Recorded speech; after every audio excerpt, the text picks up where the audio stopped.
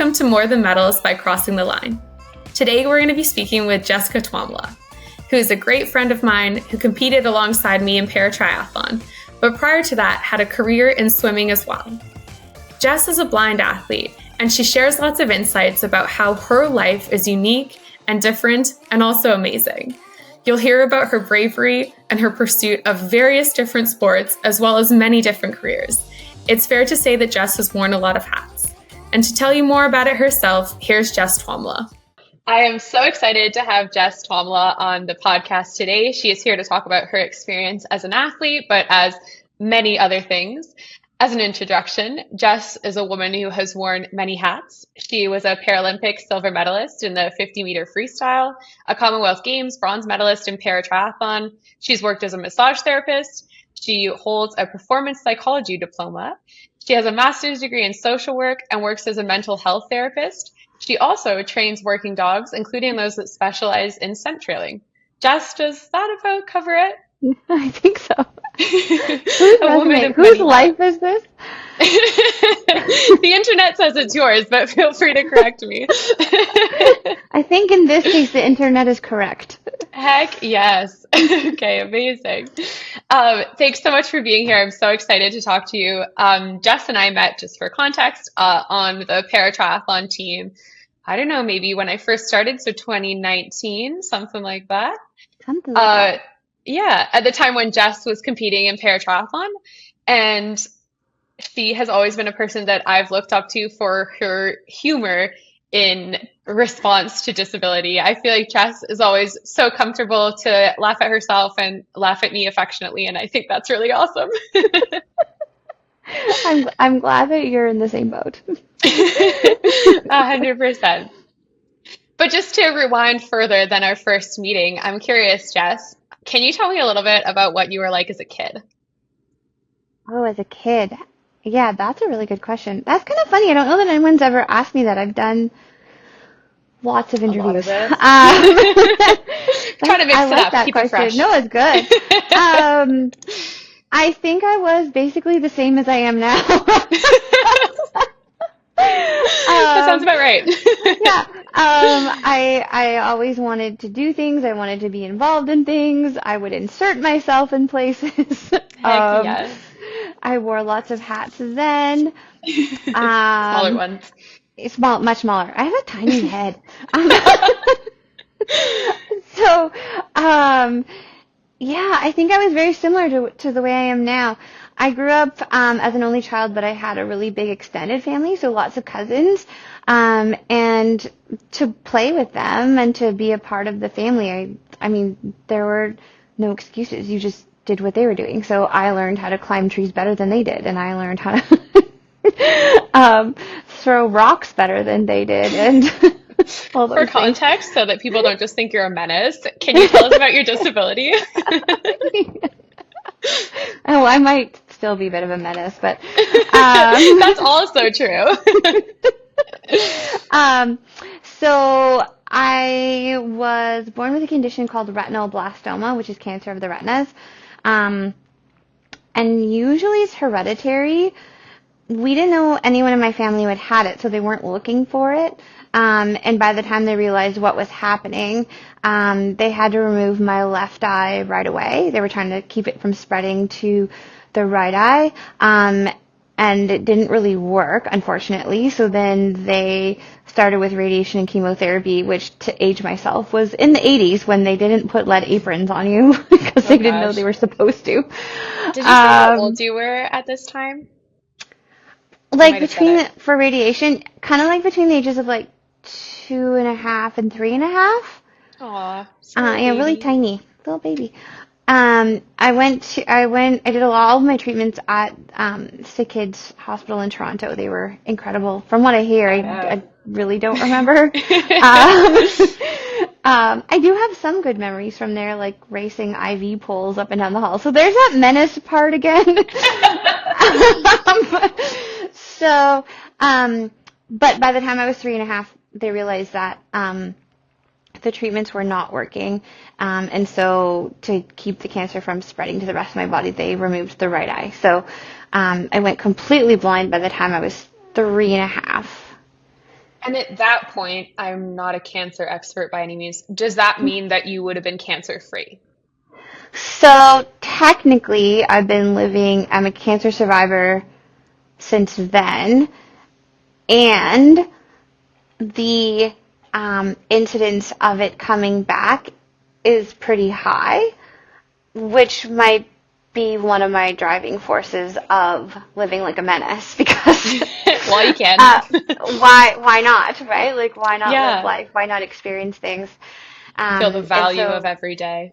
yeah, yeah. And I love to be that. honest, but it's not something I really realized. Like, I wasn't able to put that in words probably until like the last year. I went for Wow. a walk with someone very dear person to me. Actually, it was one of my guides when I was in triathlon, and she taught me so much. It was in the beginning, and I feel really badly for her because it was like she had to she had to tell me that I wasn't supposed to wear underwear under my bike shorts. Like, why didn't anyone tell me that before? Well, how would anyone know, Jess? There were lines. She said you could see lines. I'm like, well, they've been seeing She was like, lines. you Why have a doesn't panty anyone line say problem anything? going on here that you need a condom. I would have told you. I think. I I know. hope. Where were you? You would have. So, That's but I amazing. was walking with her, and she's asking me questions, and we were just having a really nice chat, and I was able at that point to sort of put it into words that, like, because she's like, you're someone who's made a lot of changes in your life. You've made changes later in life. What gives you the courage or the strength to do that? And I started thinking about it. I was like, how do I explain this? And then it was actually that conversation that was able to help me put it into words. So, That's so um, cool. always learning. Yeah. I love that. I love that you had a friend that asked you that because I feel like we so often have friends where we think this about them, but we're like, oh, that's kind of a weird question, or it's like, very like personal or deep, and we're not Yeah, sure if we should ask. But I love that she just went for it because she then did. she got Yeah. such a nice answer. Yeah. It was a pretty special moment. Yeah. I've been interviewing other Paralympians who to some Mhm. extent, I would think. And so I had a really interesting conversation recently with Haley Dans. Do you know Haley? Mhm. And Like so, in passing. Yeah. right, yeah, Yeah. yeah. So she's an athlete from USA's triathlon team and also an Olympic champion. Shout out. And Haley had told me, Amazing. yeah, yeah. And Haley had told me that she, as a child, had a vaguely similar story and that she had cancer in a bone in her leg. And ultimately, after doing a lot of treatment and limb salvage, had to make the decision to have an amputation on that leg because she felt that it would give her a better quality of life. And she Yeah. made that decision at 14, Can which you just imagine being blows my 14 and mind. making that decision? No, I No. No, I can't. can't either. And I No. think it's so cool that she could choose quality of life over what I think at the time was a more traditional comfort with being less disabled or And more having typical. more typical in that you have two legs. Right, Yeah. exactly. And I Yeah. think that's super cool. And it leads me to wonder then, was it a choice that your parents have to make, or was it sort of presented to them like we have to? I feel like maybe it was easier to decide to remove one eye, but for them to have to choose then, like my child will be blind if we do this, but we want her to survive. Like, how much of that was a choice, or was it just kind of told to them? I think I think maybe when the options for radiation and chemotherapy were put on the table, I think it was more of like she could have quality of life if we can save this eye. And then I think it got to the point where it was like this is no longer viable. Like it's not Right. working. Um, so I think maybe their hand was forced a little bit. Um, and though I still think I ended up with a good quality of life because they made that decision. Like if we had Yeah. continued treatment, for years and years and years, I don't know, and I can't even imagine what that decision would have been like. Like my Yeah. parents weren't even 30 when they had to make those decisions. Like And to and make it on behalf of your little baby, like yeah, that's wild. it is. Yeah, I don't know. It's kind of mind blowing to me that Props to your parents because I think that's yeah. just so cool to be strong enough to make what I don't know how much of it was a choice or recommended, but either way Either to way, yeah, be so brave through that, I feel like is so cool. So I yeah, think that's really amazing. And I also think it's a cool to hear you say that now, I think a lot of people have this idea that people with disabilities would rather not have their disability. And I love to hear you be like, life is valuable. And to some extent, who cares if you're blind? Like, that's not Yeah. the deciding factor between like, am I happy or not? And I feel like you No. embody that every day. Yeah. And I had to get there. That Hmm. wasn't like, I'm old now. No, you're not. um, but it took time to get there. I remember when I was like 16, so around the age when everyone like is getting their driver's license, and like I should Ooh, have been yeah. getting my driver's license, and I think that's when it really hit me that that would make the big difference. There were a couple pivotal moments in my life. I remember when I was really small. When you're in like kindergarten and it's cute for little girls to like hold hands and run around together, and the whole gaggle of them are like all attached. Yeah, yeah. Well, that age ends, right? And so that was one of That them. worked really well for you. It was great. I fit in perfectly. But when that age sort of ended, it was kind of awkward and weird. And then I made one of my best friends of my entire life. And then the other one was when I turned 16, and I was like, holy crap, I actually am different, and this There's actually something I does can't make a do. difference. This is something I can't do. Because all the time, like I said, I was like, fine then, I'll learn how to climb this tree better than you do. I will, okay, also for context, I grew up in Northern Ontario. I will learn how to shoot this gun at this target better than you will. So, like, Didn't you tell me you played baseball or softball or like one of these? yeah, I did. And Can we that talk was about another one where they were like, oh, well, if you want to play baseball, you have to wear a helmet. I'm like, is anyone else wearing a helmet? They're like, no. I'm like, okay, bye.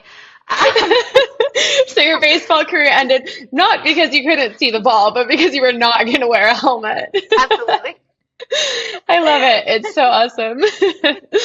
And I feel like I love that that was your upbringing. I love that you had that sense of humor, but I think it also helps to hear you say like it wasn't always easy because I think people look at someone like you, and I think especially at para athletes because I feel like you have to sort of become comfortable with your disability to like even show up, Real quick, and just yep. think like you were always like that. Like you were just like, oh, who cares? I'm comfortable. It doesn't matter. And I don't. It's nice to hear you say like I worked on it.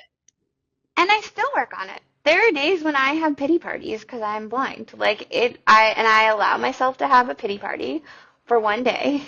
Gotta put that It time doesn't, limit. and then I'm like, okay, get your butt moving and get your crap together. Like it's, and I think that it is real to be able to grieve things every once in a while, right? Like there Yeah. are times when I'm just like, I just want to get in a car and drive myself to the beach, like, Yeah. and I can't. And actually, to be honest, one of the struggles that I'm going through right now is job searching.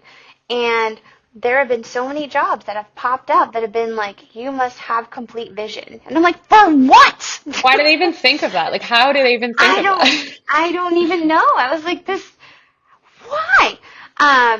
So, there are times when I'm like, this sucks and this is hard. And there are other people who have, without disabilities, who have hard days, and they say this sucks, and they have to have a pity party too. So Yeah. I think for me, learning that it was okay to let myself be mad sometimes, and then also, okay, move on. You got Yeah. stuff to Yeah. do. Like it has to end, but it can Yeah. start. Like there's space for that. I really love that. And I also like that you said that there's people who don't have disabilities who have really difficult things. And before we started recording, I told you a story about a friend of mine who asked me to climb a flight of stairs by accident because she forgot that I was a wheelchair user. And I love her so much for that. And the same friend, when I was injured, I was talking about how it's really difficult how people like look at you differently and like think that you're all sad, even though you're like, I don't feel sad today, right now. Like, I don't want you to feel sorry for me. And she was like, yeah, no one died. And she was the first person to say that to me and like to be like, yeah, it's not that bad. And I feel like a lot of people were like, oh my God, I can't believe you said that. And I was like, I love that you said that because Yeah. it sucks and there's worse things. And Yeah. disabled or not, other people have problems and we're all more alike than we are different. Yeah. Yeah, exactly. And we need those friends who kick us in the Yeah. ass every once in a Yeah. while, right? I love those friends. Yeah. I always find this interesting, and I feel like I always ask you this, but I'm going to do it again. Because I love to hear about the world from your point of view, because we live in the same world, but we absorb it differently. And so, Hmm. can you tell me, do you have memories of being able to see? I think I did. Like I think they used to be pretty clear. I don't think they're accurate anymore. And Because you were part of the reason 4 when you I was lost your sight tiny, completely. yeah. And like so your visual like memory cortex, well, I don't even know the right I'm terrible with words. It's okay, I know what you mean. Labels of things, Brain titles. part. Brain parts, yeah. Um those weren't developed yet, right? Those weren't developed till you're like 6 or 7 I didn't fully. know that. So I don't think that I would have even been able to store memories properly or because I wasn't even capable of seeing them properly. Right. Um, so, but, and you and I have talked about this before, I'm a visual learner. So, like, if I'm learning a new place to get around, I have to have a visual map in my head. I have to understand what the place looks like, what the layout looks like. I have to understand how the walls are, or if I'm outside, maybe like obstacles that I'm walking by so that I have landmarks in my brain, kind of like what's going on. And if I have gaps in those visual maps, I can get lost really easily. Um, so it's a pain, but it's also useful. Like it's been super useful for me. Um, and on top of that, like I love knowing what color things are, and I don't buy dreary color things. Like I'll go to buy a winter jacket, and it is the brightest pink you can find. Like, Hmm. Hmm. and I don't know why. Like I just really like that, and I maybe think I you put. can still like express yourself in I color think without being so. able to see it.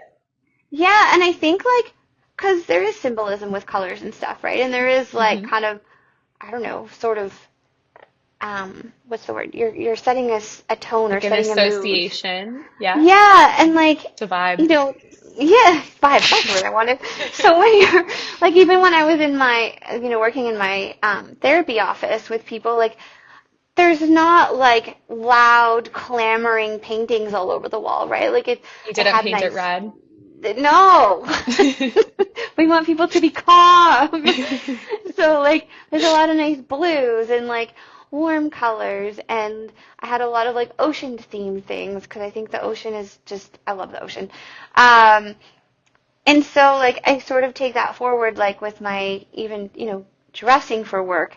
I would have maybe like a black underlayer or a white underlayer, but whatever was over top had colors. So I don't know, it's just kind of all my dogs, I have so many of them, they all have their own colors. So I don't know why that is. It's just a thing.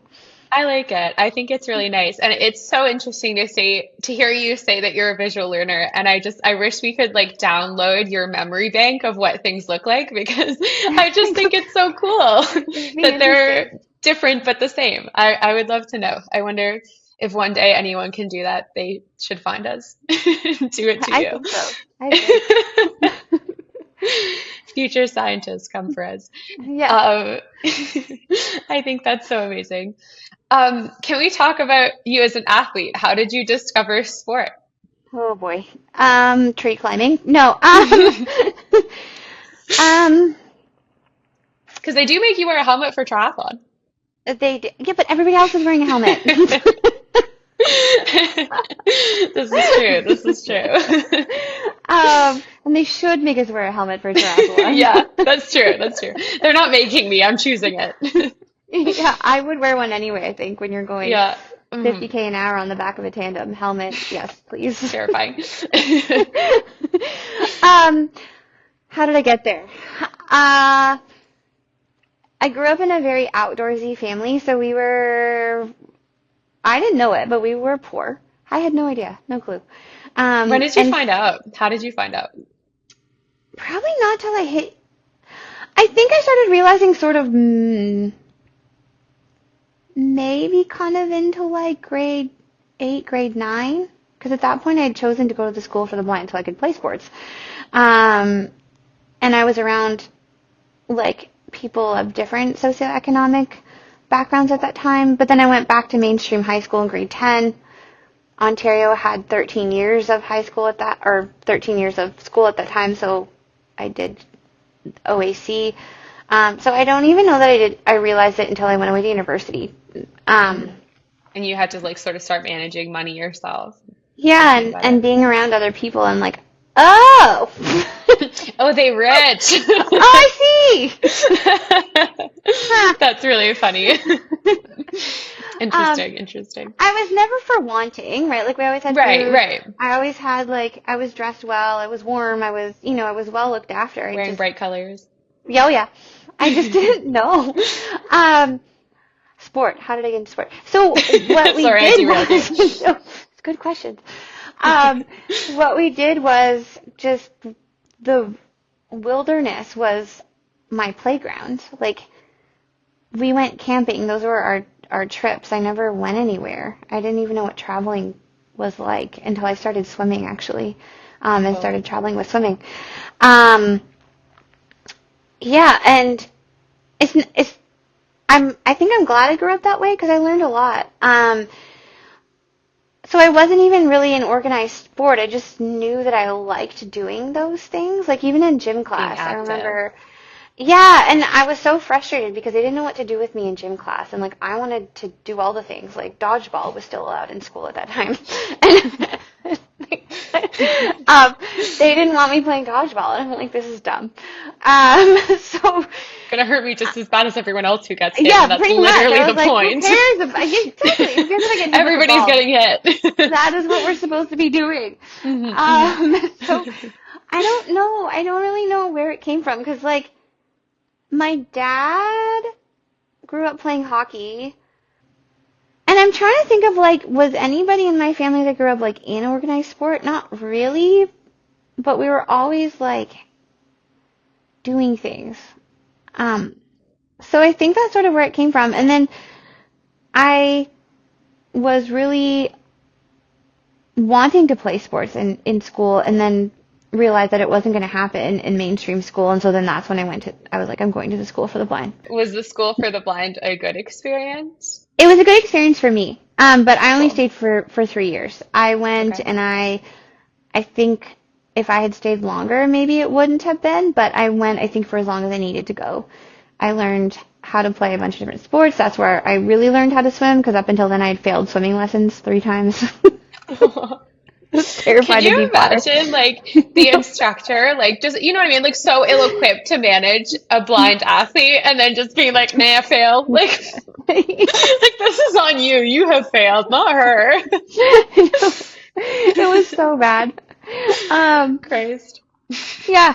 So, and I like got into like a good school rhythm and structure, and kind of felt like I was more prepared for going into high school and then going into university. So I left when I was ready. It was hard because I had a lot of really good friends there, and like I got so busy in grade 8 that I made myself sick and had to go home and recover for 3 weeks. Oh no. I feel like that's like the best and worst thing I've ever heard. It's so you. Swimming and running and gymming and they're like, get this kid out of here. Like, we can't booking. stop her. No, I had 2 different music lessons, plus I had to practice for those. There was a lot. They were like, oh my God. Go home. Grade 8, you has like put far too much pressure on herself. Far too much. That's so cute.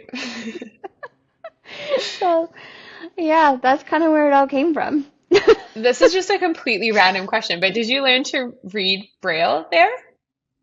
I learned in elementary school. So when everyone else was learning how to print, I was learning how to Braille.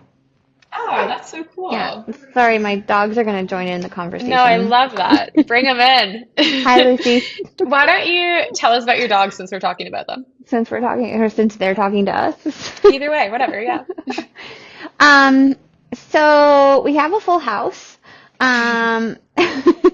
We have Hermione, who is almost 13. She'll be 13 in January. She is a little tiny spaniel, and she is the dog that I learned how not to train a dog. She turned out great, but she's a she's in very charge, patient. Though. You are not. She is so in charge. Yeah, yeah, and she's in charge of everybody else too. Yeah. Absolutely. Yeah. Smallest and mightiest. And then we have Brandy, who is my working guide dog.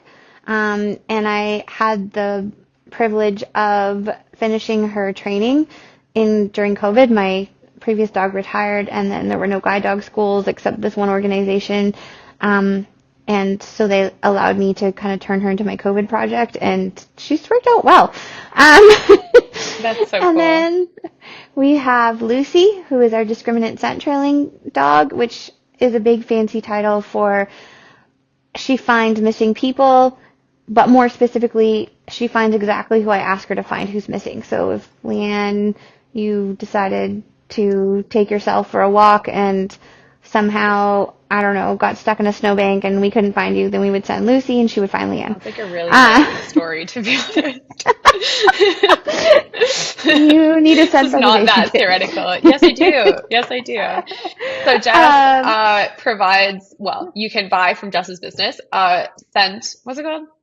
Preservation kit. Preservation. I forgot that word. I'm like, to keep it. Yeah, Scent preservation kits where you can you take a piece of fabric and you rub it on in your armpits or where you have your smell can be captured from, and then you put it inside this jar, and then this could be presented to Lucy if you went missing, and then Lucy could find you based on your scent, which would be really useful for me because the likelihood of me getting stuck in a snowbank as a wheelchair user living in Manitoba is fairly high. I mean, that's sort of what got me interested in it was when I was really small.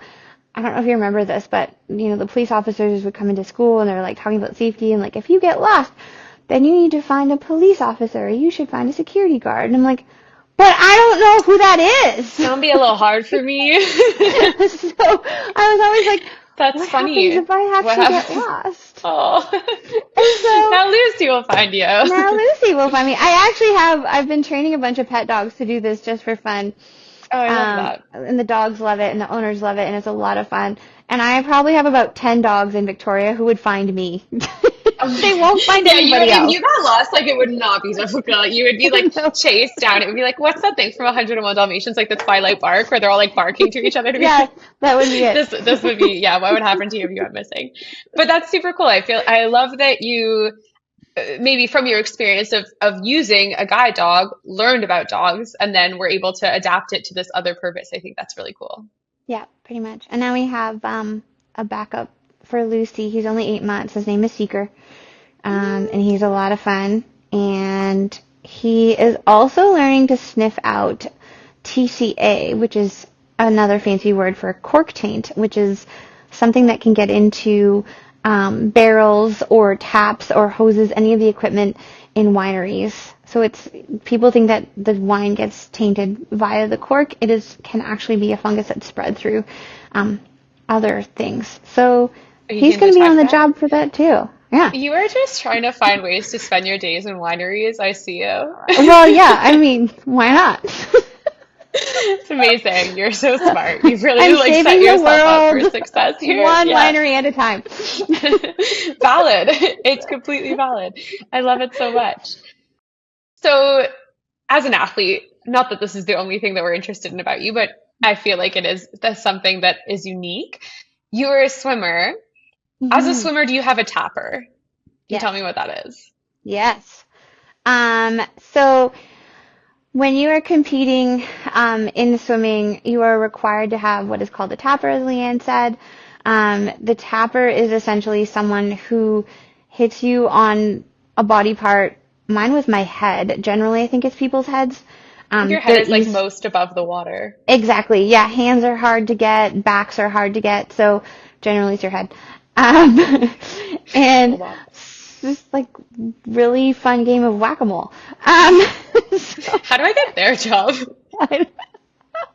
You can volunteer. I'd be falling in the pool. And you could do it. No, you could do it. You'd get a really long tapper and you'd be fine. And so they would have this, and generally in practice I would have one, not always, but always at races I had to have one. And when I switched to triathlon, though, I never had one in practice because, I don't know. So you had a tapper prior to, because I only ever saw you train in triathlon and you never had one. I never even thought about this. You didn't have a tapper in triathlon. No. So weird. How did you transition? How do you know when the end is? I started counting strokes obsessively. Oh my gosh. So how many strokes does it take to swim 50 meters? 50 meters, I was between 40 and 43. I have a But really so low stroke what if count. you're like, oh, it's 40 and then it's 40 and 43? Like what if Yeah. you then Well, what? see, and so then that's where like I start slowing down, right? And so like Okay. when we're getting timed and I'm off by like 3 seconds and I'm like, that was the wall. Like, Could you like slow down because you thought you were because I there or you like slowed down, I thought I was right. there, or like maybe I hit it sooner than I thought. Oof, that must suck. Um, yeah, that's a lot of fun. When I swim with you, because sometimes Jess and I would get put in the same lane and I would love it, and maybe she would hate it because I would No, be I loved an it. annoying lane No, partner. no, But I it would be always like wanted I a would partner. be so like you just can't perceive that you don't know where the end is. Like you're such a seamless swimmer and you swim like so straight, like you're like the least annoying person to swim with, which is crazy Oh, because you thank would you. think that you would be like the I most should have annoying been the person to swim. worst. Yeah, yeah, you should have. I should have been shoving you up against the lane rub. You should have done that. Jess and I did a practice one time where we were like racing quite a lot. Well, I was racing. I feel like she was just chilling. But that would have been I like the was not. time to pull out that strategy to be like, oh no, I've wandered over Oh here. no. Whoopsie. I needed to see where you were. Yeah, that was the funniest part about it is like we would be like racing and I would know where Jess was. So I would know like when to like go really hard and when to chill. And Jess is a bit faster than me. So we were doing like a descent. So we were getting faster and faster and faster. And I was just like going full send the whole time, to be honest. But Jess, like at the end, would beat me by like 25 meters in a 50-meter pool, like half of the length. And she wouldn't know that she beat me by that much. And my I coach still was like, didn't know that until now. yeah, my coach was like not telling her. And so like Jess would like touch and then be like talking to me. And I wasn't even there yet. I was still like swimming. But Carolyn, our coach, was like, oh, no, no, she'll swim faster. She thinks you're right there. So I didn't confess that until right now, but we lied to you. I figured there was some. I'm sure it was You're like, happening more than just there. Leanne's not normally this quiet. Like, she's not here. Oh, that's so funny. Good times, And though. when we were swimming like slower though, I could feel you. But Hmm once we hmm start going faster, then I can't because I'm You're like more making your like own chop making enough my that you can't. own. Yeah, yeah. Yeah, So that makes as it sense. descended, then I was screwed. I was like, oh no, where'd she go? I was screwed too, don't worry. Can you explain how you do a triathlon as a visually impaired person? Because this does not strike people as possible. Yeah, and I agree with you because when I first started, I was like, how the hell do I do this? Yeah. So same. Like when people are like, "Oh, wheelchair user does triathlon," like what the hell? And then people are like, "Oh, is that rude?" I'm like, I literally asked the same question. Like it's not Yeah, rude. no, it's not rude. I had no idea. Especially coming from a sport where it was an individual sport and I was like in such a controlled environment all the time. Like moving into triathlon was a bit of a shock, to be honest. Triathlon is the least controlled environment in every Least possible controlled way. environment. I think if anyone goes into triathlon first and then switches over to another sport, they will be so set up because They're so robust. triathlon is so Yeah. makes you so robust. Yeah, that's a good But word. also So maybe robust. bored. Like I don't think I could imagine like Yeah. going like traveling around the world and they do their training like in a pool and they're like not going to the beach. I would be like, Well, and ooh. that's what got me out of swimming in event at the end really was, I mean, there were a few reasons, but one of them was that I was just bored. I'm like, I am Hmm tired of going back and forth all the time. And we would just walk from the hotel to the pool, back to the hotel. I'm like, this sucks. This is terrible. Yeah, you want Um, to see something. what's that? You want to like if you go to a cool place and you want to like see it and Yeah, be there yeah, and do the exactly. things and eat the food and like go to the beach. Yeah, except go to the beach. And at least in triathlon, when you're going to the beach, it was part of Hmm training and it was a Had to do nice it. It venue. was a rough life. Yeah. Okay, so how do you do a Okay, yeah, triathlon? back to Tell that. me. Okay. So, um, when you race in triathlon as a visually impaired person, whether you're completely blind or not, you have to race with a guide.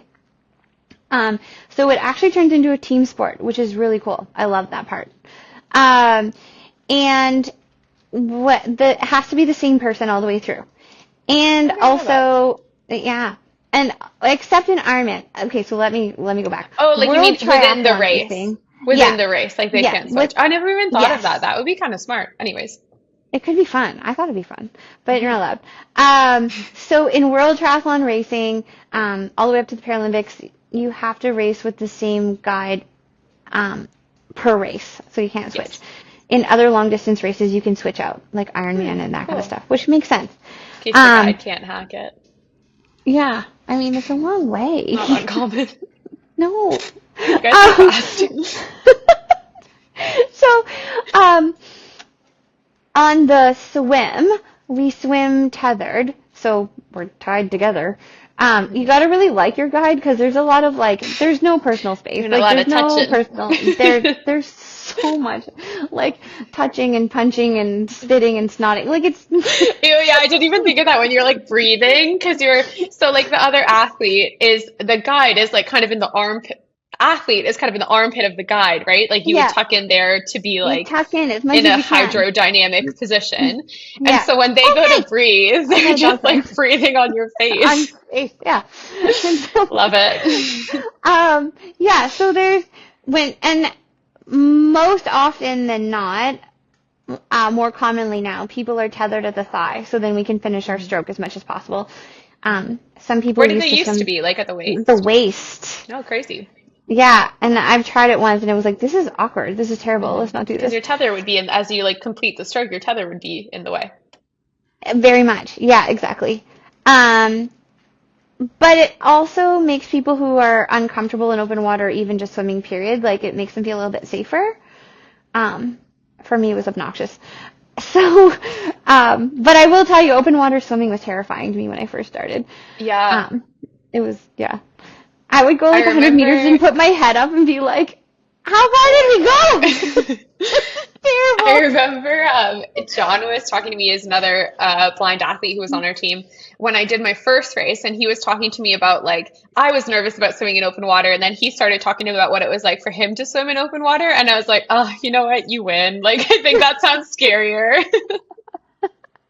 At least I know what I'm touching for the most part. Yeah, there was weird things on my face, in my hand. Yeah, Oh yeah, like when the seaweed gets on your face. yes. Oh, Or no. like the jellies in Yokohama. Oh my gosh, Yeah. we swim this race in Yokohama, and it's really similar in Swansea and Wales too. I don't know if you ever did that one, Yes, where I like love that you're one. just swimming through jellyfish. Like You're it's like that swimming scene in through. Finding Nemo. For anyone who's Yes. seen that, I feel like you have seen that. At least they're not stinging ones, though. Where you're like hopping on the jellyfish, like as you're swimming, you're just touching them the whole time. They don't sting you, but it's still a little disturbing. And I didn't even think of that from your point of view, but like touching them but not seeing them and being like, I hope this is a non-stinging one. Why is it on my face? Yeah, you're so brave. I love it. And then the bike is done on a tandem, so that was my favorite part. And Really? basically a I didn't tandem. know which was your favorite. Yes, it was my favorite. Because you're going super fast or what? So fast, yeah, super fast. I loved For it. context, how fast is a tandem? How fast are you on a tandem? Whichever one you Uh, answer. It depends. Like we can get upwards to 50k an hour on flat. Wow. What about on a downhill? On What's your downhills? We've been up over 85. So, Oof. and we ran out of gears. Like you couldn't even just spinning? just spinning. So, Yeah. Okay. Good. it's very fun. And so this is where the trust comes in because the And this is guide where is the helmet piloting comes the bike. Yeah. And we hope we don't need that. We have the trust so we don't need the helmet. And so the guide is piloting the bike. They're sitting in the front and Jess is sitting in the back, like tucking her head kind of in behind their back so that she's like making a nice arrow position, and then just sort of like listening to the guide's cues as they instruct you to lean, or I don't know what else they would tell you to do. Even like in races, it's like, we would have cues for if we're going to pass somebody, cues if we need to slow down. When we're out like riding here in the traffic and stuff, obviously there's cues about like unclipping, put your foot down, like different things like that. So then we have to be in sync so that we don't knock the bike over. Right. Also, the more in sync we are, the faster we go. So Makes sense. yeah. Did So- you race in Magog? This is a random aside. Yes, I loved that. You know what race. you like that? Okay, so I'm I surprised loved it. only because I know that on that race, the athletes are like go downhill at one point and then across some train tracks. Yes, And as a hand cyclist, I don't love it.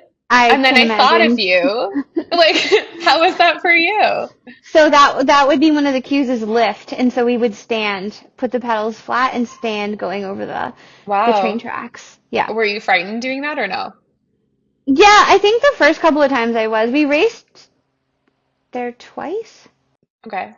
2 or 3 times. I And is can't that course remember. you do multiple laps, I But you think, do right? multiple laps, yeah, and so So you got used to it. I got used to it. And again, it's like more of like trusting the guide, like just, do what they Do what tell you're you to told. do. Yeah, Right. basically, you have to. Right. Yeah, That's direction amazing. first, Cool. explanation later. Yeah, right? Like you don't have time to Don't tell me a like give story. feedback or like, yeah, No. whatever. Like it's like just do it. And then if it's a bad suggestion, you'll find out together, I guess. Yeah, Has that ever exactly. happened? Have you ever been like done something and then been like, oh my God, like we shouldn't have done that? Yeah, so we were racing, I don't know if we were in Japan Just make it or up, was no it one will know. Worlds? I don't remember. Anyway, so anyway, we took the wrong turn Oh, and, I remember this. This was and we in were, Spain, it was, in the cold was it place. Ocarina? Yeah, I think so. And we tried to turn the bike around while we were on it, but we just didn't have like enough momentum and like we just didn't have It's kind of narrow enough. too. It was narrow. It was just not a good situation. And Hmm. finally, I just unclipped and jumped off. Like you like unclipped and like two foot yeeted it off the bike. You were like, no, no, no, no. No. We're turning this thing around in a way This is how that I'm gets saying us no. turned around. That's so funny. Did you have that exit strategy like in your head or did that just like happen in the No, moment? it just came. I'm That's sorry, funny. Hermione is like so No, laughing. Hermione wants to be in it. It's good. I love it. What's up, Hermione? Um, yeah, so some of it's just natural instinct sometimes, right? It's like, okay, this Yeah, isn't working. We're gonna fall over. I'm I'm just unsafe. getting off. Yeah. And I feel like you have a really good sense of that and a good like sense of balance. And like when I see you in comparison to other visually impaired athletes, like the way that you like stand on one foot, for example, or when you're doing like balance exercises, like that I think is a real strength of yours. And so I feel like that would not be the exit strategy that would come into someone else's mind, but you For have the other people, confidence that you can no, do maybe. that. We're not Yeah. advertising that this is a good idea. No, No, I'm definitely kidding. not. Remember the whole menace part that we talked about earlier? Yes, yes. No, I think it's cool that you have that balance and that body awareness to do that, but also like you hope not to be in that situation I hope because not to. Yeah, yeah, yeah, exactly. interesting. Yeah, it's Yeah, a challenge. Your it your is. sport is a challenge. It Okay, so is. then how do you run? And then for the run, I choose to run with a hand tether. What And are it's the just other options? a lot of other people run with a waist tether, so they're able to move Oh. their arms better, and kind of run in their own rhythm. Hmm. Oh, because you guys have to Where be like synchronized with your arm if you're gonna, it's right? Or better, no? it feels a lot better. Like some people say you don't have to, but I've found that we will run faster and more efficiently Oh, if like we bouncing are. around while someone's pulling your arm and then Yeah, not the same it's pattern. Oh, I would hate that. not great. Yeah, it kind of made me cranky, to be honest. That would be annoying. I was like, okay. Um, but because I also don't hear out of the right ear, for me, running on a waist Right. tether is just not really an option. Like, because I can't really navigate through hearing. You need more feedback and you can't get it. Yeah. And I don't know how other like even completely blind guys and women who run with a Some people waist do tether, that. I'm like, how do you do this? Because like when you're at the end of the race, like I mean, I don't see, but I'm pretty sure if I was seeing, I wouldn't be seeing. Like, like so how are Ain't that you? the truth? Yeah, I'm like, I mean, we race so hard. I don't know if this has happened to you, but I've raced so hard that I've peed myself. So like, what? Like, Dude, you're talking to a para. Yes. our sport is It just disgusting. happened to me. I don't know So if it's like, not happened to me, actually, now that we're talking about it. I was like, so to me, I'm like, how do people do this? I'm sticking with the hand tether. Sorry. That's So, really funny. that is my choice. Other Was, people have was. other choices. You brought up your hearing, and I'm glad you did because this reminded me to ask you a question that I wanted to ask. about something that you told me in the past as well. And we had talked about when you were a kid, you had radiation directed at Hmm. your eye, which impacted the size of your cheekbone, right? Yeah. So Yeah. your cheekbone is now it's hard for me to tell whether this way is flipped. Is it your left or your right side? So my right side. So Your I right call side. this my fountain of youth. So Hmm. it's Because like it's the same size as when you were 3, right? when I was 3. Yeah, exactly. It basically stopped growing. Right. And it actually was. I thought about it when you were talking about Haley's decision about choosing to have her leg amputated to have quality of life. Because when I was about, I don't know, 17 or 18, we had specialists come up to my hometown, and like they only ever came like once a year or something like that. And I'd seen them the year before. And I didn't really know what was happening. We just kind of like a chat about things and how things were going for me. And then I saw them again the following year, Like, who are you? and and and I remember them saying, um, like, um, so you have this option where we could reconstruct your face, and I was like, why? I Like, it believe hadn't even occurred to me that this was a it. thing that could happen or Like you should knew it was happen. small, but you just didn't think it mattered, right? Yeah, and I also didn't even really know that that was an option. And so, Mm. and I kind of said, like, well, why? Like, and is there, How did like, they answer that, those poor people? I don't know. I'm pretty sure they were like, what? They must have just been sweating. Or like, what do we do with this kid? Ooh.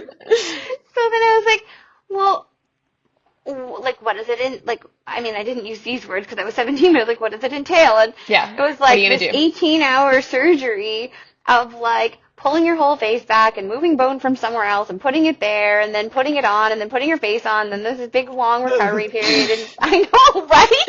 Like at first I was just like kind of Oh, following you, and then it like the image of that popped into my head, and I was like, oh no. I've grossed myself out. that's Not what happened that to me. I was like, that's like gross. I'm like, this sounds dangerous. Why would I let you do that? right. So then I was kind of And like, like, why do you think people wanted you to do that? Like, why do you think it was offered to you? it was all cosmetic. So then because I asked, is there like a functional purpose to this? Like, is Hmm. there, I don't know, what will it make me do better? Or, like, Hmm.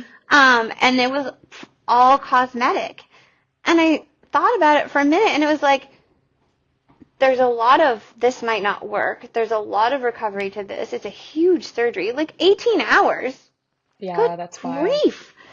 Um, and I was just like, no, this is my face, and it will stay my face.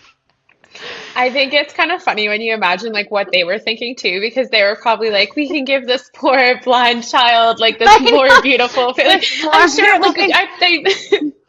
I'm sure And they meant it kindly. Like I they shouldn't did. tease, but Yeah, yeah, but no, you know what I mean? Like I bet they yeah, were so shocked when you were like, but I like this face. Like this is my face. It's good. yeah. And I remember them saying, oh, well, we're getting close to when we can't do this anymore. Because I Hmm. guess there's like a period of time When you're when they growing, can't. it's better or something. I think so. And so, like, you don't have a lot of time. And I was like, that's fine. They're like, well, we can talk about this next Decision year. is And I was made. like, no. And so I never went Yeah. back. Do you ever think about that? Like, do you ever wish you made a different decision, or do you ever think, like, does it affect you in any way now? I think it does affect me. Like, How? I think it does make people uncomfortable. It's interesting for me. Like, I think, um, there's a lot of, um, kind of social repercussions because of it. Hmm. Um, and I think I'm okay with that. Hmm. I think like, and I didn't realize actually how significant it was until one day I was sitting at a park. I think I must have been in my early 20s. And a little kid came up to me and touched me on the knee very gently, like very cute, very kind little soul, and was like, what happened to your face? And I went, oh, Mm. huh. clearly something that you can see. Yeah, and the mom was like so embarrassed, and I was like, no, no, no, no, no. Like, When it's kids, I it's so innocent. I don't understand why we have to make people feel shameful for asking questions. Like, Hmm. I wish we wouldn't do that, especially kids. Hmm. I Um, agree. and so I kind of said to the little kid, I was like, well, when I was really small, smaller than you know, my eye was sick. But it's better now. It's better. Like, it's not sick. Don't worry, you won't catch it. Aw. The things you think about with little kids. Yeah. Cancer doesn't Um, spread like that. yeah, yeah. And so I think that was when I sort of realized, oh yeah, it does have an impact. Right. People I do notice. think, like, probably on social media, I think it does make a difference. Yeah, maybe. And I don't know. At the same time, it's just like, well, I mean, it's just part of who I am, and I mean, I had an opportunity to change it, I guess, but like, I'm okay that I didn't, and yeah. On a much smaller scale, we were together at a race when I ate it in the bath Oh and my cut my God. face open And really no one badly, would tell us actually. what was happening, and I was like, thought you were dead. I was like, oh my God. Whoever signs this like health information thing in the future, like you can tell my friends I'm fine, please. Um, and so like I have a scar, I'm showing it to the camera, but it's not like, well, it depends. Some people are like, oh my God, that's such a bad scar. And some people are like, where, what, who cares? Wait, what? And Yeah. I remember like that happened to me, and then you came to visit me with like what were those things? They were like Timbits, but Oh, better. I don't know. Mr. Mr. Puff. Puffs. It's a Yeah. French thing. If you're French and you know Mr. Puff, In like you know it's Montreal. good. Yeah. Mm. So you brought me some Mr. Puffs and we were like talking about my face and you were like, "Oh, now we're twins." Like, and it was just a joke. Like you were just being silly, but it really like it did like make me feel like so much better about it to be like you had a choice to look different, and I love that you chose not to, and I feel like because you chose not to, it's like easier for me to have a scar and not care about it. And same thing, like kids touch my face and ask me what happened, and Aw. I don't want to like traumatize them and make them scared to get in the bath, so I have to like think quickly about Change the story a how I little bit. respond to that. Yeah. Yeah, I'm still taking suggestions on like how not to traumatize kids about bathtubs. But it's really nice to have somebody to be like, it's just a face. Like, it's not like, and maybe people will notice it, but that doesn't Yeah. really have to be negative. And I think it's like nice to be a person who's like, I look different. I am different. I'm a wheelchair user. So when I enter the room, I look different. Um, and I like that. Like, I don't feel like that's a bad thing. And I love that you're like, yeah, people react to me in a certain way and maybe sometimes in a negative way, but I'm going to be myself and not be ashamed of it in any way. I think that's the Yeah. coolest. And that took work too, right? And Yeah. I and I've had those moments of, you know, of people kind of being uncomfortable with it. And I've had other moments where I remember one day I walked into work and I was just walking like the way I normally walk, and one of my clients said good morning to me and I said good morning to them, and then, you know, I went off to my office and we had our appointment later in the week, and she came in, and there are so many of my clients that have impacted me with their stories and the things that they've gone through, and like I'm kind of getting teary thinking about it. The resilience that they show and the like beauty of their humanness that is there despite all of this shitstorm that they've been through. Hmm. Um, she was an older lady. She's a residential school survivor, and just I loved her. She came into my office and she said, "Jess, I saw you the other morning, and you know, I was so happy to see you. You walk so tall and so confident, and it was I love so." that. And I was like, "What?" Like, and I had no idea, right? And like, we don't know that people see us that way. We also don't know what other people are seeing, maybe when they do see the scar, maybe when they do see the eye. And Hmm. some people, yeah, maybe they're kind of like, oh, but for other people, they don't see that. Or if they do, they take strength from it, or, you know, something from it. And, yeah, and I just remember that being like a really impactful moment for me of like this beautiful human, you know, just seeing me for who I was. That's Um, so nice. yeah, and I think I kind of thought about it and I was like, you know what? It's kind of unfortunate because Hermione. I don't, and that's Lucy. Oh, I'm just kidding. They're fine. Everyone, that's Hermione. I love that you can tell. So, Sorry. no, I kind of thought about it and I was like, yes, I do have sometimes these kind of negative experiences, and also I have these really cool ones. Yeah, where you And I wouldn't trade wonder, it, right? no, and I'm like, and I wonder if other people get to have those experiences. Like, maybe they do, but maybe they don't. And if they don't, I'm pretty damn lucky. That's so lovely. I love that. I Hermione's in think the it's so recycling true. bin. Oh God. We're having this wonderful moment, and Hermione's digging in the recycling. That's amazing. This happens to me. We have an automatic feeder for my cat Zola. And when Yeah. it goes off, Scott has like recorded his voice, like summoning her. So it goes off and it's like, Zola, come here. And sometimes I'm in a work meeting and it goes off and I'm like, oh my God, ignore that. Like my husband like calling the cat in like his like cat voice, you know? It's I great. love it.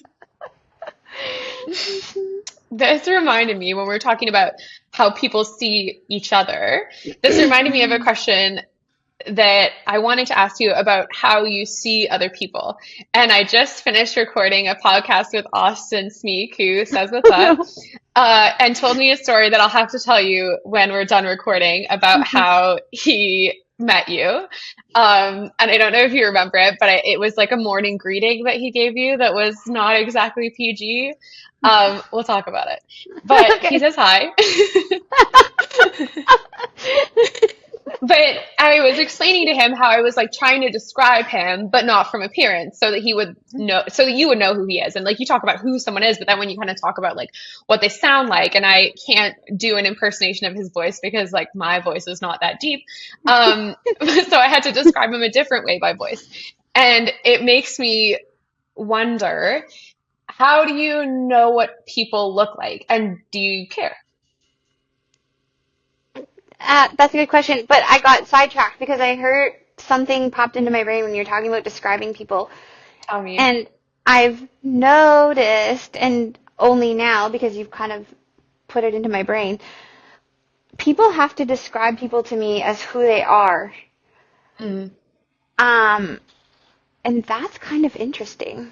That's so cool. I I love need to think that. about that more. Yeah, I was like, wait, what? Like, who they are, what, and maybe like something they've done. Like, that is really cool. Okay, sorry. No, Question. I love that. That's like the root of the question. I love that when you get a description, for the most part, Hmm. to be helpful to you, it has to be different from this person looks like this. And I feel like that's so cool and nice. And it was fun to try to describe Austin as a human because he's a human that I have a lot of respect for. So I got to be like, oh, he's a medalist and you know what I mean? Like you get to say all these Yeah. great things about someone. Like to say they're friendly or you know, like they're bubbly or they're whatever. Like it's fun to describe them that way. But it makes me wonder, like, do you get descriptions of what people look like, or do you want them, or how do you deal with that? I do sometimes, and some of them are really funny to me because some of my clients, it's an inpatient treatment center, so people would stay for 6 to 9 weeks, and so they really get to know each other, and it's quite a challenging and very life-changing journey, and so you get close with people, and so some of my clients would be telling me about someone or something or whatever, um, and some of my clients would describe other people, and it would make me laugh because like some of them were also my clients, and I was like, that fits that person. So That's like, so funny. um, so I do get descriptions, and sometimes I like them because it's fun to like, does it actually match the person? Like I what you don't had know. in your head. Yeah. Sometimes it does, sometimes it doesn't. Usually it does. Um, Do you feel like the description is more colored by the person giving the description? Like, does it sometimes say more about them than the person being described? Do you know what I mean? Yeah, it probably can be. I think so. Yeah, but then sometimes like more than one person will describe You someone can as a like certain stitch it way. together. Yeah, and it's like, oh, that's really cool. This is obviously like a key characteristic of this person. Yeah. like, like Scott, everyone talks about how tall he is, right? Like, I was going to that's give not, that example. I feel like when you first met Scott, people would make jokes. I mean, he does eat a lot, but people would make jokes about him eating a lot. And I was like, I wonder if Jess just thinks you're so fat.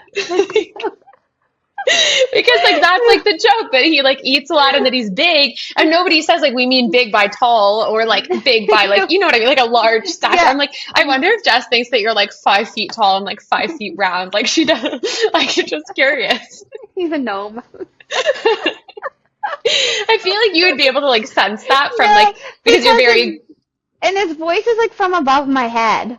okay, yeah. That Yeah, helps, like that he's helps. tall enough that his voice comes from above my head. Right. So that, yeah. I feel like you pick up that too, like more than another person. Like if I were just to close my eyes, I don't think I would like be like, oh, this person's tall, this person's. But I feel like you've learned how to like pick that up. Yeah. That's funny. And Is there any like examples of that have like really surprised you? Like I guess you're used to like the disabled community, so you would probably think of someone like the voice coming from my height as a wheelchair user, I think. But has there Yeah. been times where you've like, oh, I really missed the mark on that one? I'm trying to think. I'm sure there have been. I feel like in para that would come up in like funny ways. I don't. You know what was one that was weird for me was I didn't know what a hand cycle looked like. Oh, And yeah. so the first time we're at a race, because we didn't have any wheelchair users on the Canadian team when I first started, this was like when Ellen had to tell me to not wear underwear under my bike shorts. You're still having panty line issues at this point. It was Yeah. a rough year. Yeah. She saved me. But I remember us like going along and I'm like, why is that person's voice at my feet? And like all I can picture is like this person laying on the ground and I'm like, are they okay? Kind of how it is. You're like, did you crash or are you just gonna bike from down there? What's going on? And I'm truly like I am. Like my head is like fully at your feet. That's so funny. Did you ask Ellen? Were you like, what's going on? I was like, oh my God, why I is wish the I could voice hear down that there? I'm like, I conversation. have to understand. And she's like, What did "Oh, she they're in say? hands?" She said, oh, they're in a hand cycle, which still didn't explain to me. You're like, yeah, at least a What little does more that than that. mean? Like she rides it with her hands. That doesn't explain to me why she's on the floor. I know. She's not very good at it. Did she fall out? Like, what is happening? Do we need to help her? That's awesome. I love it. So, I like, my love these things perceptions that of come things up are in very like off. the para world. I think Yeah. it's so funny. They're so This used to funny. happen to me and John all the time, another visually impaired athlete on our team who's like affectionately more of a bull in a china shop than you Very are. much more, yes. And so because Like I don't when make you walk noise, off the dock backwards. oh my God. We've lost Jess, but John walked off a dock backwards when he was supposed to be taking a photo because he didn't realize the dock ended, which I mean, like, reasonable, but also, like, a But John also thing. stop moving. True. He also, like, didn't used to be able to hear my wheelchair because it doesn't make the same noise as walking. I think walking is louder. And so he used to, like, very often just, like, run full speed into me and then be like, oh, man. And so I would like, if I would like move into a room that he was in, I would always feel like I had to be like, hey, John, like now I'm here, now I'm there, now I'm going over there. I'm still here. Don't forget about me. I don't know, man. I can only hear out of one ear, and I generally didn't run you over. I don't think you've ever run into me. But I love this about John. I feel like being like brave in his environment is the best. And I love this about para. Like I love these like problems that come up in the para world that we're like so comfortable with. I have a really good memory too about you and Marianne when you were in a race and you had like your old guide and you had gone to the bike to transition and you went to put on your helmet and you grabbed her helmet and then Marianne noticed that you were wearing your helmet and just like booped it off your head and replaced it with another one and you just like were just standing there like none the way so like you knew obviously but you just like stood there and let it happen and it was so cute. Do this one up. You were just like do it whatever. is back to the do what you're told. Yeah, exactly. You were just like, okay, take it off me. Do what you gotta do. It was so cute. I loved it. And I also loved like the look on her face while she was processing. Like, do we just go with opposite helmets or do I switch them? Like, it was funny to like watch the whole thing play out. I wish I had filmed it. That's my biggest regret. I wish you had too. And she did it so quickly too. Like, yeah. Guides have to be very quick thinkers. Very quick thinkers. Yep. I could talk to you for the rest of my life, but you probably have other things to do today. What are you up to next, yelling actually? at me to put me on my bed. What am I up to next? In like your day. after in my life. Okay. However you want to answer it. when? A couple of things. So I did resign from my mental health therapist job, not because of anything that anyone did wrong or anything like that. It was just time. I really loved my job, but it was super intense, and I was not healthy anymore, unfortunately. When you're taking care of other people a lot, yeah, it did. And it's funny because I noticed it in Brandy more, and I was like, the dog's like reflecting that feeling on you. Yeah, she was exhausted. And I was like, okay, enough is enough. Because I was like, I'll just wait until, and I was like, when is that actually going to happen? Yeah. So I just resigned. It was hard. It was a really hard decision. Leaving anything is so hard. Especially it is hard. Yeah, exactly. Yeah, very hard. So, in the interim, I'm trying to just nail something down that kind of, pays the bills. It doesn't need to be necessarily a career move. So if you're listening to this, hire Jess. Yeah, exactly. If you need a menace in your life, pick me. And then, but what I'm really moving towards is getting my certification to be a mental performance coach. So kind of like what Shar does. Yeah. I love it. I'm very excited about that. And then also obviously like keeping the dog stuff going, and just the dog training is where my heart is at. So I don't know if it'll ever turn into a business because not everybody needs sniffer dogs in their lives, but when you do, you really do. Exactly. It's very important. Yeah. So that's kind of it. And then just staying active. I've been doing, surprisingly, even though running was the thing that I hated the most in triathlon, I've been doing a lot of running, but it's called Canicross, and I wear like this belt that looks like, I love it. It looks like a climber's belt, and then there's a bungee, and then Brandy wears a special harness that is good for her body, and she pulls me and we run, and it is the thing that makes me, I just have so much joy. I love that. That's so fun. It's so fun. And so she's like your guide in that situation. Yeah, and I didn't realize how freeing it was until one day I was running, and I was running with someone else, and they're like, I have to tie my shoe. I'm like, okay, I'll see you when you catch up. And I kept running, and I was like, wait a minute. This is so nice not to be like just on someone else's schedule. That's cool. Yeah, it's really cool. Like, I'm in my rhythm. I don't have to break it up because you didn't tie your shoes. Yeah, or they can keep going if I didn't tie my shoe. Right. Yeah, both. Both. So yeah, it's just, yeah, it's been a lot of fun. And doing a lot of cycling lately, just to kind of see what that feels like. And I don't know. I think when you've done sport for 20 plus years, it's hard to. Doesn't just go away. It doesn't just go away. No, it really doesn't. So yeah, that's kind of where we're at. The most firm plan, I would say, is the certification for the performance coaching, and then working with dogs is kind of, yeah, those are the two big things. That was a really timely bark. I liked that. I know. She's it's perfect. You were like just talking about her, and she's like, yeah, me. Yeah, me. If people want to find you and hear more from you, or want to find you as a mental performance coach, or want to follow your story, where can they find you, follow you, support you? Oh, those are great questions. So I have two websites. One is jessicatuomela.com, JESSICATUOMELA.com. I also have truenorthcanine.ca. It's all spelled out. Canine is a whole word. And also on Instagram, it's at Jessica Tuomela. There might be a period. I'm spelling. It's down here. Yeah, okay. And then at True North Canine, but it's underscore, so true_north_canine. And that's where all I'm not good at Facebook, like things pop up on Facebook. I have Facebook for True North Canine, but really Instagram is sort of where I do a lot of my... Is Instagram pretty accessible? It's okay. They're both kind of the same.